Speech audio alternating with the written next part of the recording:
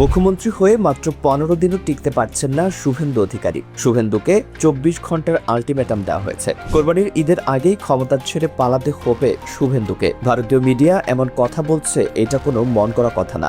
আপনারা কে কোন জেলা থেকে ভিডিওটি দেখছেন একটু কমেন্টে জানাবেন। চলুন বিস্তারিত আপনাদের সামনে তুলে ধরি। রাজ্যের বিভিন্ন জায়গায় হিন্দু মুসলিম সাধারণ মানুষ একসাথে প্রতিবাদে নেমেছেন। পরিস্থিতি এমন পর্যায়ে পৌঁছেছে যে ঈদের আগে শুভেন্দু অধিকারীকেও মুসলিম সম্প্রদায়ের প্রতি নরম অবস্থান নিতে দেখা যাচ্ছে। প্রশ্ন উঠছে, এতদিনের কঠোর বক্তব্যের পর হঠাৎ এই পরিবর্তনের কারণ কি? রাজনৈতিক চাপ নাকি জনরোষ? এদিকে পরিচিত ঘোষ, যিনি নিজেকে বিজেপি সমর্থক হিসেবেই পরিচয় দেন, তিনিও এবার সরকারের সিদ্ধান্ত নিয়ে প্রশ্ন তুলেছেন এবং আদালতের দ্বারস্থ হয়েছেন। এখন সাধারণ মানুষের একটাই প্রশ্ন, আইন যদি সরকারই করে তাহলে ক্ষতির বোঝা সাধারণ ব্যবসায়ীরা বহন করবে কেন? কোরবানির ঈদের আগে এই ইস্যু ঘিরে পশ্চিমবঙ্গের রাজনীতি এখন বেশ উত্তপ্ত। পরিস্থিতি এতটাই নিয়ন্ত্রণের বাইরে যে মাত্র 15 দিন আগে ক্ষমতায় বসা একজন মুখ্যমন্ত্রীকে এখন নিজের পদ বাঁচাতে রীতিমতো লড়াই করতে হচ্ছে।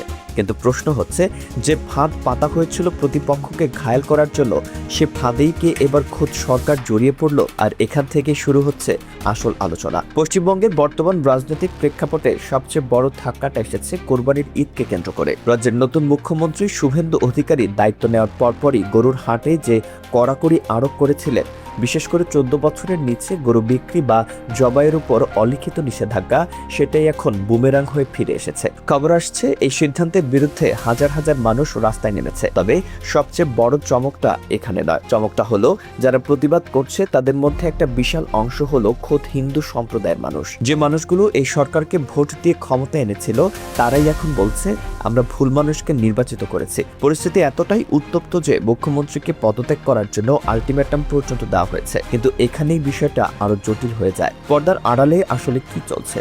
কেন ধর্ম রক্ষার নামে নেওয়া একটি সিদ্ধান্তে খোদ হিন্দু সমাজই ফসছে? কারণটা লুকিয়ে আছে গ্রামীণ অর্থনীতির এক নির্মম সত্যের ভেতরে। রাজনীতি হয়তো ধর্ম বোঝে, কিন্তু অর্থনীতি কোনো ধর্ম বোঝে না।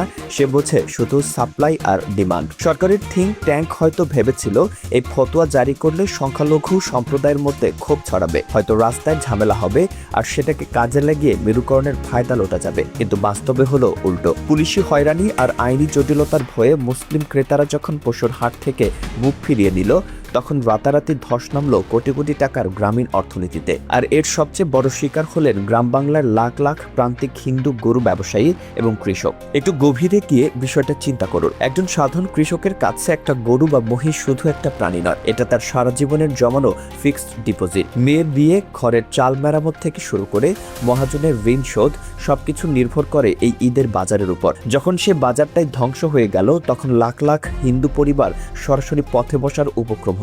এরপর সামনে আসে আরো গুরুত্বপূর্ণ তথ্য। ক্ষোভটা এখন আর শুধু হাটের মধ্যে সীমাবদ্ধ নেই, এটা আদালতে পৌঁছে গেছে। খোদ কট্টর বিজেপি সমর্থক বলে পরিচিত ব্যবসায়ীরা এখন সরকারের বিরুদ্ধে হাইকোর্টের দ্বারস্থ হয়েছে। তাদের স্পষ্ট দাবি, এই হঠকারী সিদ্ধান্তের জন্য যে বিশাল আর্থিক ক্ষতি হচ্ছে, তার ক্ষতিপূরণ খোদ সরকারকেই দিতে হবে। বিষয়টা কতটা ভয়াবহ আকার ধারণ করেছে তার একটা উদাহরণ দেওয়া যাক। ব্যবসায়ীরা এখন সরাসরি হুমকি দিচ্ছেন, সরকার যদি এই সিদ্ধান্ত থেকে সরে না আসে, তবে পুরো কলকাতায় দুধ সরবরাহ বন্ধ করে দেওয়া হবে। আপনি কি বুঝতে পারছেন এর চেইন রিঅ্যাকশন কতটা ভয়াবহ? দুধ সরবরাহ বন্ধ হলে মিষ্টির দোকান বন্ধ হবে, হাজার হাজার শ্রমিক কাজ হারাবে, এমনকি লেদার কমপ্লেক্সের মতো বিশাল ইন্ডাস্ট্রিতেও কাঁচামালের সংকট দেখা যাবে। ধর্মকে হাতিয়ার করতে গিয়ে খোদ নিজেদের অর্থনীতির মেরুদণ্ড ভেঙে দেওয়া হয়েছে। আপনার কি মনে হয়, কোনো নীতি নির্ধারণ করার আগে গ্রামীণ অর্থনীতির এই বেসিক সাপ্লাই চেইনের কথা কি সরকারের মাথায় ছিল না, নাকি এটা শুধুমাত্র রাজনৈতিক অপরিপক্কতা? আপনার বিশ্লেষণ কমেন্টে জানাতে পারেন। আর এই জায়গাটাই এখন সবচেয়ে বেশি আলোচনায়। রাজনৈতিক দাবাত বোর্ডে সাময়িক ফায়দা লোটার জন্য যে মারাত্মক চাল দেওয়া হয়েছিল, সেটা আজ পুরো সিস্টেমকে ধ্বংসের মুখে দাঁড় করিয়েছে। নিজের পাতা ফাতে সরকার আজ নিজেই এমনভাবে আটকে গেছে, যেখান থেকে বেরোনোর কোনো সহজ রাস্তা নেই। কিন্তু আন্তর্জাতিক এবং দেশীয় রাজনৈতিক বিশ্লেষকরা এখন অন্য প্রশ্ন তুলেছেন, পরিস্থিতি সামাল দিতে সরকার এখন কি করছে? শোনা যাচ্ছে, উগ্রতার দম্ভ সরিয়ে রেখে খোদ মুখ্যমন্ত্রীকে এখন অলিখিতভাবে আত্মসমর্পণ করতে হচ্ছে। তিনি সংখ্যালঘু ক্রেতাদের কাছে পরোক্ষভাবে বার্তা দিচ্ছেন বাজারমুখী হওয়ার জন্য, কারণ প্রশাসন খুব ভালো করেই বুঝে গেছে বাংলার সংখ্যালঘু সম্প্রদায় যদি ক্ষোভে এই সিদ্ধান্ত নেয় যে তারা 1 বছর এই নির্দিষ্ট প্রাণীটি কিনবে না, তবে তাদের খুব একটা ক্ষতি হবে না।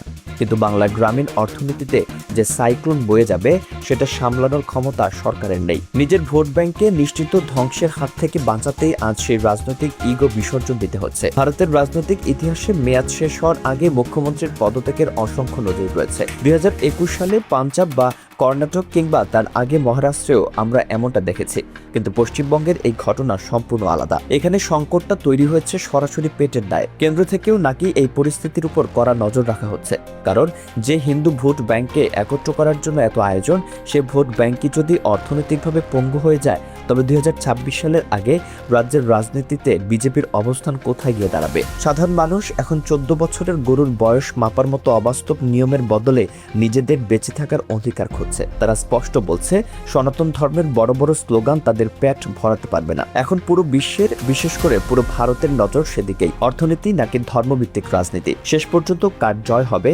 সেটাই এখন দেখার বিষয়। পরবর্তী কয়েকদিন পরিস্থিতি কোন দিকে যায় এবং সরকার এই অর্থনৈতিক টাইম বোমা কিভাবে ডিফিউজ করে সেটাই এখন সবচেয়ে বড় প্রশ্ন। আর যদি পরিস্থিতি আরো খারাপ হয়, তবে এর প্রভাব শুধু একটি রাজ্যে বা একটি নির্দিষ্ট সম্প্রদায়ের মধ্যেই সীমাবদ্ধ থাকবে না। পুরো গ্রামীণ অর্থনীতি ধসে পড়ার যে সংকেত আজ দেখা যাচ্ছে, তা হয়তো আগামী দিনে ভারতের রাজনীতিতে এক নতুন অধ্যায়ের জন্ম দেবে। এই পুরো ঘটনাকে আপনি কিভাবে দেখছেন? এটা কি শুধুই একটা প্রশাসনিক ব্যর্থতা, নাকি অর্থনীতির সাথে রাজনীতির এক ভয়ঙ্কর সংঘাত? আপনার মূল্যবান মতামত কমেন্ট করে আমাদের জানাতে পারেন। দেখা হচ্ছে পরবর্তী বিশ্লেষণে।